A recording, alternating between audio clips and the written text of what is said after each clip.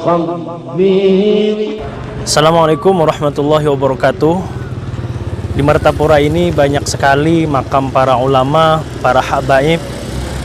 Di antara sekian banyak makam itu ada ulama sekaligus habaib yang beliau ini datang dari negeri yang sangat jauh, dari negeri berjuta wali, yaitu dari Yaman Hadramaut. Beliau diberi gelar oleh Kesultanan Banjar dengan Pangeran Syarif Natakusuma. Siapakah beliau itu? Ikuti terus video berikut ini.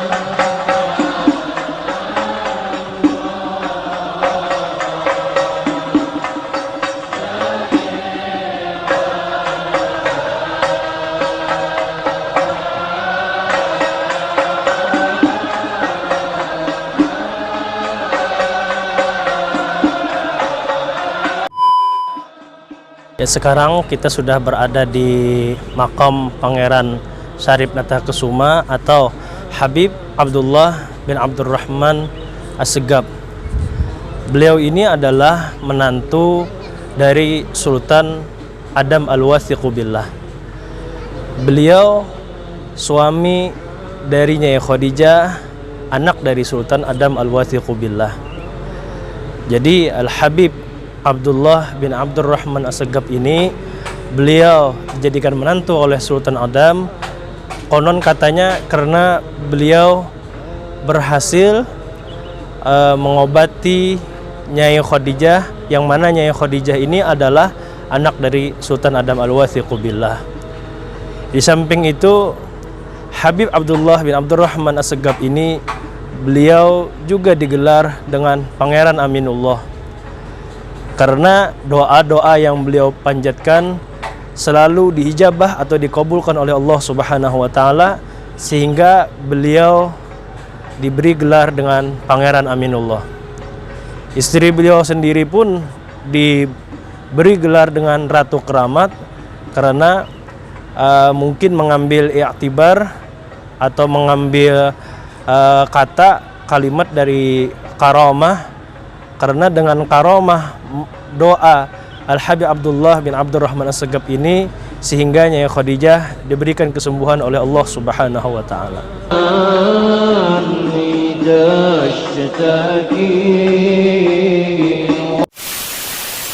Habib Abdullah bin Abdurrahman Assegaf atau Pangeran Syarif Natakusuma, menantu dari Sultan Adam Al-Wathiqu Billah. Nama lengkap beliau adalah Al-Habib Abdullah bin Abdurrahman bin Abdullah bin Husin bin Toha Assegaf. Al-Habib Abdullah Assegaf adalah seorang tokoh ulama besar yang berasal dari Hadramaut, Yaman. Seorang tokoh ulama dengan keluasan ilmunya dan menjaga thariqah salaf serta ghirah yang begitu tinggi dalam mengikuti jalan dan akhlak keluarga serta salafnya Sadah Bani Alawi. Al-Habib Abdullah Assegaf adalah keturunan dari Al-Habib Abdurrahman Assegaf yang tinggal di Yaman Hadramaut. Al-Habib Abdullah Assegaf melakukan perjalanan dakwah syiar Islam hingga pada akhirnya sampai di Martapura, Kalimantan Selatan, dan tiba di wilayah Kerajaan Banjar yang dipimpin saat itu oleh Sultan Adam Al-Wathiqu Billah. Setibanya Al-Habib Abdullah Assegaf di Martapura, beliau aktif dalam mengembangkan dakwah ajaran Islam, mengajak umat Islam untuk mengikuti ajaran-ajaran Islam dengan dasar cinta kepada Allah Subhanahu wa taala dan Nabi Muhammad sallallahu alaihi wasallam. Hingga pada sewaktu-waktu anak dari Sultan Adam Al-Wathiqu Billah yang bernama Nyai Khadijah mengalami jatuh sakit Berbagai cara dan upaya dilakukan oleh Sultan Adam Al-Wathiq Billah untuk mengobati sakit yang dirasakan oleh Nyai Khadijah, namun tak kunjung jua sehat. Sampai pada akhirnya Sultan Adam Al-Wathiq Billah mengadakan acara sayembara yang dimana jika bisa mengobati sakit Nyai Khadijah akan dijadikan menantu oleh Sultan Adam Al-Wathiq Billah. Nyai Khadijah merupakan anak keempat dari 7 bersaudara Sultan Adam Al-Wathiq Billah yang beristrikan Nyai Ratu Kumalasari. Nyai Khadijah wafat tanggal 2 Rajab, dimakamkan di Karangintan Martapura di pemakaman Sultan Sulaiman rahmatullah. Berita sakitnya putri Adam Al-Wathiq Billah terdengar ke Habib Abdullah As-Segaf, hingga sampai Al-Habib Abdullah As-Segaf ke singgasana kerajaan Banjar. Al-Habib Abdullah As-Segaf bermunajat kepada Allah Subhanahu wa taala serta berikhtiar agar diberi kesehatan kepada Nyai Khadijah dan diangkat segala penyakitnya yang dirasakan oleh Nyai Khadijah. Tidak membutuhkan waktu lama, akhirnya doa serta ikhtiar Habib Abdullah As-Segaf membuahkan hasil yang positif. Nyai Khadijah mulai berangsur kembali sehat seperti sedia kala, hingga Sultan Adam Al-Wathiq Billah bersyukur atas sakit yang dialami Nyai Khadijah telah terangkat. Sultan Adam Al-Wathiq Billah menjadikan Al-Habib Abdullah sebagai menantu karena telah membantu mengobati sakit yang dirasakan oleh putrinya, serta diangkatnya Habib Abdullah As-Segaf menjadi nama sebagai Syarif Natakesuma yang saat dikenal oleh kerajaan Banjar serta masyarakat luas. Al-Habib Abdullah As-Segaf atau Pangeran Natakesuma diberikan pula gelar sebagai Pangeran Aminullah karena di setiap doa yang dipanjatkan oleh Al-Habib Abdullah As-Segaf kepada Allah Subhanahu wa taala selalu diijabah oleh Allah Subhanahu wa taala. Serta istri Al-Habib Abdullah As-Segaf pun diberi gelar dengan Ratu Keramat dan Ratu Syarif Natakesuma. Pernikahan Al-Habib Abdullah As-Segaf dengan Nyai Khadijah mempunyai 5 keturunan yang bernama Al-Habib Segaf, Al-Habib Abdurrahman, Al-Habib Ibrahim, Al-Habib Husin, Al-Habib Syarif Ali. Al-Habib Abdullah Segaf lebih dikenal dengan nama Pangeran Natakesuma dikarenakan pada zaman tersebut di mana bangsa Arab atau Islam sedang diburu oleh penjajah Belanda, sehingga nama asli beliau disembunyikan demi tetap berjalannya dakwah Islam ajaran Rasul sallallahu alaihi wasallam. Tepat 3 bulan setelah Perang Banjar dengan penjajah Belanda pada bulan April tahun 1959, Al-Habib Abdullah Segaf berpindah tempat tinggal di desa Tangkas hingga sampai akhir hayat beliau, dan acara haul beliau pun selalu diadakan masyarakat sekitar di area makam beliau. Alhamdulillah, sekarang kita bersama dengan Bung Hatta ya, Bung Hatta. Beliau adalah warga sekitar dan beliau juga termasuk dari tim peduli makam leluhur dari Kesultanan Banjar. Assalamualaikum. Waalaikumsalam. Jadi ini makam anulah, makam Pangeran Natakesuma. Okay. Jadi si Dini menantulah dari Sultan Adam gitu kah? Iya, beliau adalah menantu. Nah, bini si Dini siapa? Bini Sidin itu Ratu Khadijah. Oh, Ratu Khadijah. Kalau bangunan ini kalau lu lihat nih seperti bangunan yang hanya-hanyar kayak ini nah. Hanyar jakah dibangun atau sudah lawas gitu? Ini bangunan baru atau bangunan hanyar bahasa Banjarnya.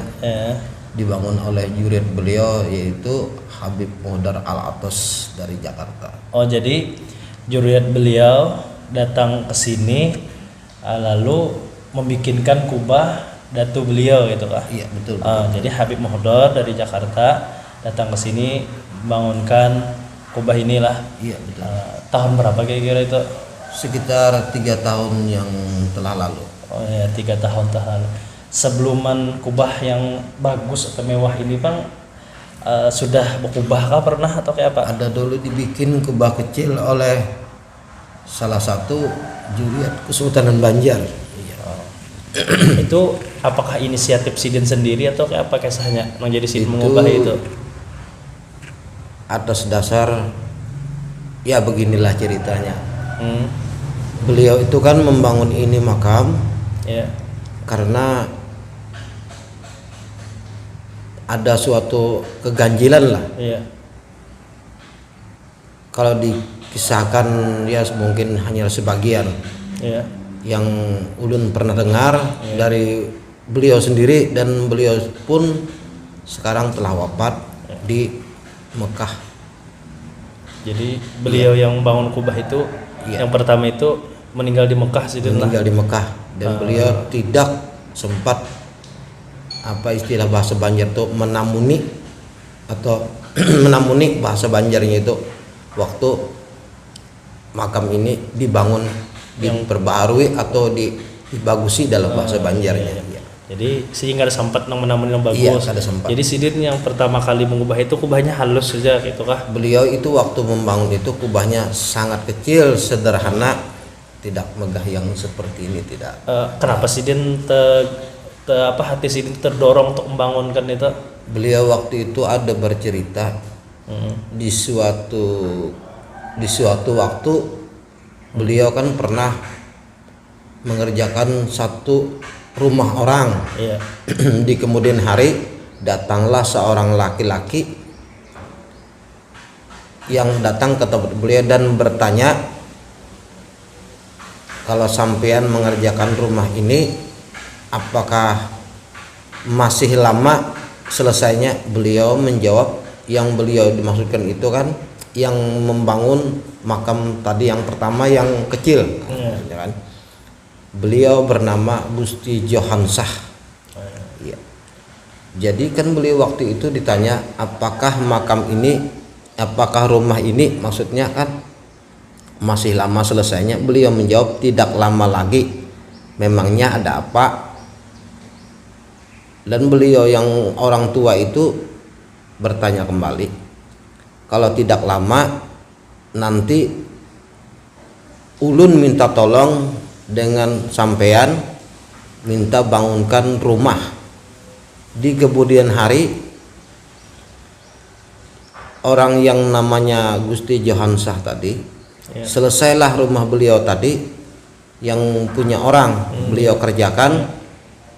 Boro-boro Sidin ke tempatnya, ke tempat yang dimaksud oleh orang tua itu. Yang waktu itu kan begini, katanya kalau sudah selesai ini rumah, tolong bangunkan rumahku, yang rumahku itu tempatnya di belakang mertuanya sampean, katanya kan. Kata si orang tua yang mendatangi Haji Johansah itu. Maka setelah selesai baliklah beliau ke kampung mertua beliau, dan di kampung beliau cari alamatnya. Memang ya alamatnya nggak perlu dicari pang sebenarnya kan, yang jelas memang jelas ada kan gitu. Kemudian kan beliau balik ke kampung, dan di kampung tersebut beliau istilah bahasanya itulah ya gini, mencari-cari mencari-cari, nanya-nanya siapa yang mau bikin rumah di belakang tempat mertua beliau. Beliau cari, beliau tanya si A, si B, si C, kan nggak ada ya, katanya sini nggak ada yang mau bikin bikin rumah.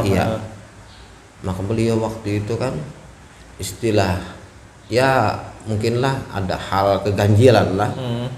Nggak ada katanya, cuman kan dia jadi tambah bingung lah. Tambah bingung kan beliau. Ada yang datang tapi setelah dicari nggak ada yang bikin rumah. Ada orang-orang ciri orang-orang tersebut kan tidak pas dengan yang beliau ceritakan kan, yang mau minta bikinkan bangunan. Maka alhasil beliau bingung. Cuman kebingungan beliau kan orangnya termasuk orang yang pintar lah istilah gitu. Jadi itu kan beliau bertanya gini kalimatnya kalau tidak lupa, Nini ulun ada keganjilan begini sesuai dengan yang beliau kisahkan kan. Kemudian ini itu bilang, berarti orang yang datang ke tempatnya sampean minta bikinkan rumah itu adalah yang bermakam di belakang rumahnya mertuanya sampean. Maksudnya Allah ya. Berarti yang dimaksud itu ya berarti Iya, Pangeran Kubah, Syarif Natakusuma iya, ini ya. Oh berarti beliaulah yang membangunkan kubah yang pertama kali yang pertama kecil itu. berdua dengan saudara sepupu beliau yang namanya Gusti Rusni. Itu sepupu sekali dua orang itu. Iya, iya. Jadi apa istilahnya itu, maka dibangunlah tempat yang sederhana. Dan beliau waktu itu, dan ulun tanya sendiri siapa nama beliau, beliau menjawab bahwa memang beliau lah namanya itu, cuman beliau tidak tahu waktu itu dari bangsa apa kan, maksudnya cuman tahu dari bangsa hanya seorang sayyid, tidak tahu itu bangsanya Al-Idrus, Al-Habsyi atau Al-Kabir, cuman bilangnya waktu itu kan Habib Abdullah katanya. Itu aja, itu aja. Jadi Masya Allah berarti ya luar biasa tempat ini. Sohibul Maqam keluar dari tempat beliau ya, menemui Haji Johansah untuk minta bikinkan rumah tadi ya, kita bikin rumah kecil sederhana. Iya. Jadi atas isyarat itu Haji Johansah membangunkan kubah yang sekemampuan beliau lah istilahnya ya. Itu kira-kira tahun berapa itu? Itu sudah sekitar 20 tahunan, 30 ya, sekitar tahun 90 lah. Sekitar tahun 90-an tahun 90 itu, tahun 90-an itu. Jadi kalau ini baru 3 tahun terlalu lah. Iya, baru 3 tahun yang terlalu. Itu Habib Muhdornya itu apakah sudah tahu memang di sini datu beliau atau bagaimana itu? Beliau kan waktu haul pertama kan pernah dengan ulun kan ngomong, katanya beliau cari makam ini sudah hampir 10 tahun nyarinya ke keliling Kalimantan. Keliling Kalimantan beliau nyarinya. Ke Boro-Boro kan sebin waktu itu kan memanglah darah daging sidin kan, beliau ke Martapura di Kalimantan Selatan maksudnya kan gitu. Jadi ke Martapura beliau, kebetulan saat itu beliau kan punya anak buah yang banyak, ini punya saudara ini, maka dicari informasi lah. Informasi, dan kebetulan yang beliau cari informasi itu ke tempat di Kesultanan Banjar yang memiliki silsilah yang berhubungan erat dengan para habaib di zamannya. Dan alhamdulillah ketemulah dengan makam-makam beliau yang ada sekarang. Iya. Ya, itulah wawancara kami dengan salah satu warga Desa Tangkas, dan beliau juga termasuk tim dari Peduli Makam Leluhur. Mungkin sampai di sini saja wawancara kami, mudah-mudahan menjadi bermanfaat bagi kita dan menambah sejarah pengetahuan tentang di tanah negeri Banjar. Amin ya rabbal alamin. Demikianlah sedikit cerita tentang Pangeran Syarif Natakusuma atau Al-Habib Abdullah bin Abdurrahman Assegaf. Mudah-mudahan video ini memberikan kita pengetahuan sejarah tentang di negeri Tanah Banjar. Mungkin cukup sampai di sini video kali ini. Sampai bertemu kembali di video yang mendatang. Wassalamualaikum warahmatullahi wabarakatuh.